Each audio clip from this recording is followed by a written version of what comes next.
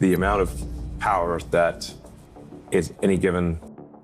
Elon Musk को दुनिया का पहला ट्रिलियनियर बनाया जा रहा है, लेकिन जो नंबर तुमने देखा है वो एक मार्केटिंग ट्रिक है। आज मैं तुम्हें दिखाऊंगा असली सच क्या है। नवंबर 2025 में टेस्ला के शेयर होल्डर्स ने एलॉन मस्क को एक पे पैकेज अप्रूव किया, up to $1 trillion. 75% shareholders ने हाँ बोला।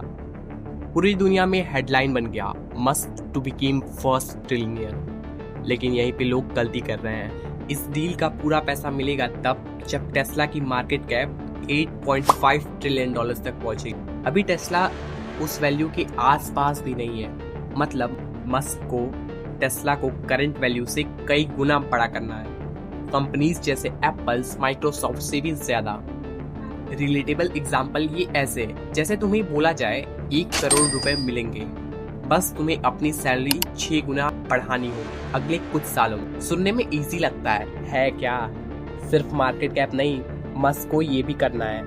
1 मिलियन ह्यूमनॉइड रोबोट्स बेचने होंगे, 10 मिलियन FSD मतलब सेल्फ ड्राइविंग सब्सक्रिप्शंस, और कंपनी का 7.5 इयर्स तक CEO रहना पड़ेगा, तभी शेयर्स मिलने स्टार्ट होंगे। ये टारगेट इतना बड़ा है कि खुद एनालिस्ट कह रहे हैं बॉर्डर लाइन इम्पॉसिबल है। और यहीं से शुरू होता है सबसे बड़ा कंफ्यूजन। जब मीडिया ने एलॉन मस्क गेट $1 ट्रिलियन पे पैकेज वाली हेडलाइन चलानी शुरू की, Now, Elon Musk is set to become the world's first trillionaire. Yes, that's trillion. तब दुनिया के करोड़ों लोगों ने बस हेडलाइन पढ़ी और उन्होंने मान लिया कि मस्क के अकाउंट में अब 1 ट्रिलियन आने वाला है। लेकिन अगर तुम सिर्फ हेडलाइन देखते हो तो तुम सिर्फ आधी स्टोरी देखते हो। इसी वजह से कई जर्नलिस्ट और फाइनेंशियल एनालिस्ट ने इस डील को लेकर एक बहुत इंटरेस्टिंग बात बोली। उनका कहना था कि ये नंबर देखने में जितना बड़ा और शॉकिंग लगता है, रियलिटी में उतना सिंपल नहीं है। क्योंकि जब तक मस्क हर एक टारगेट कंप्लीट नहीं करता, तब तक ये $1 ट्रिलियन सिर्फ एक थ्योरेटिकल नंबर है। मतलब टेक्निकली ये अमाउंट एग्जिस्ट करता है, लेकिन प्रैक्टिकली उस तक पहुंचना एक कम्प्लीटली अलग चैलेंज है। सोचो कोई तुमसे कहे मैं तुम्हें 100 करोड़ रुपए दूंगा। पहली बार सुनने में तुम शॉक हो जाओगे, लेकिन अगले ही सेकंड वो बोलेगा बस एक कंडीशन है, पहले तुम्हें दुनिया का सबसे बड़ा कंपनी बनाना होगा। अब क्या वही 100 करोड़ पहले जैसा रियल फील होगा या सिर्फ एक अट्रैक्टिव प्रॉमिस लगेगा? एग्जैक्टली इसी पार्ट पे एनालिटिक्स क्वेश्चन उठाते हैं। उनका मानना है कि इस डील का सबसे पावरफुल पार्ट पैसा नहीं बल्कि उसका नंबर है। क्योंकि $1 ट्रिलियन सुनते ही हर न्यूज़ चैनल, हर सोशल मीडिया पेज और हर यूट्यूब थंबनेल ऑटोमेटिकली उसी बात को हाईलाइट करेंगे। और हुआ भी बिल्कुल वही। Elon Musk became first trillionaire, history biggest pay package, world first trillionaire CEO। ये हेडलाइन इतनी वायरल हुई कि बहुत लोगों ने कंडीशन पढ़ने की जरूरत ही नहीं समझा। लेकिन असली ट्विस्ट अभी बाकी है, क्योंकि अगर ये सिर्फ पब्लिसिटी के लिए डिजाइन नहीं की गई है तो फिर टेस्ला के बोर्ड ने इतना इम्पॉसिबल लगने वाला कंडीशन रखा है क्यों? और इसका आंसर समझने के बाद पूरी डील एक नए पर्सपेक्टिव से दिखने लगती है।